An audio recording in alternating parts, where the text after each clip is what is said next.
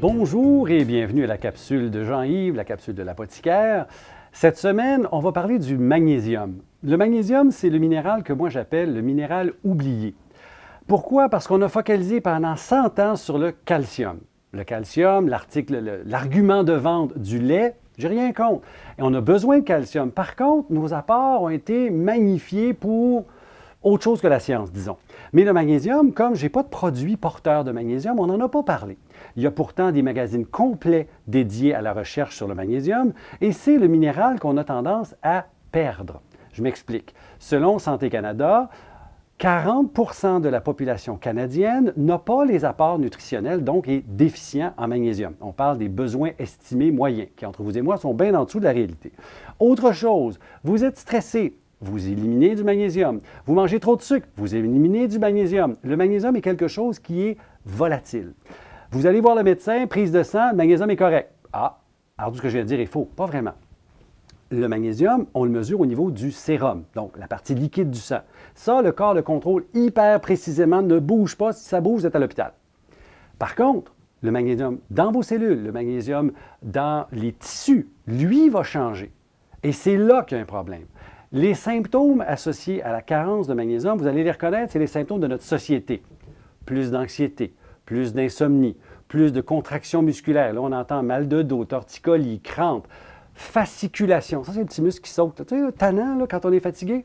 Ça, c'est des symptômes de carence. Je peux aller plus loin. Hypertension, asthme. Bon, je ne dis pas que c'est la cause. C'est un des facteurs qui va augmenter ces problèmes-là. Ce n'est pas vrai que l'asthme est déclenché par une carence en magnésium. Par contre, si vous êtes asthmatique, allergique ou autre, vous manquez de magnésium, bien là, votre traitement est moins efficace.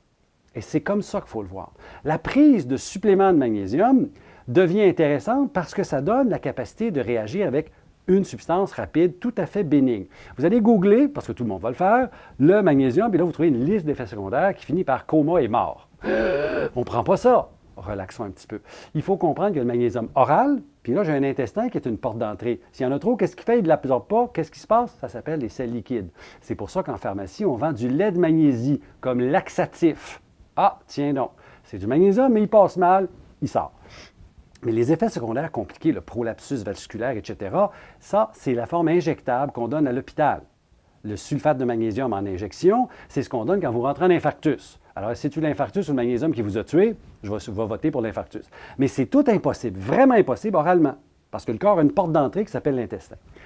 Alors, quand je prends un supplément, je vais donc avoir un effet sur les symptômes de carence. Et là, il y a full études où on va parler, c'est calmant, c'est donc pour l'insomnie, l'anxiété, pour l'hypertension. Et oui, comme adjuvant de traitement ou comme traitement en début, c'est sûr que si vous faites 190 sur 120, magnésium, là, c'est un peu tard pour ça. Mais vous commencez à en faire, vous êtes un peu stressé, pourquoi pas? Vous dormez mal, pourquoi pas? Vous avez des maux de dos réguliers.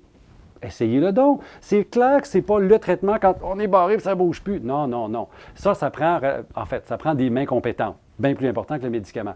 Mais, sérieusement, la prise de magnésium en supplément. Maintenant, il me reste une information à donner. Quel sel? Parce qu'on ne mange pas du magnésium, on mange un sel minéral.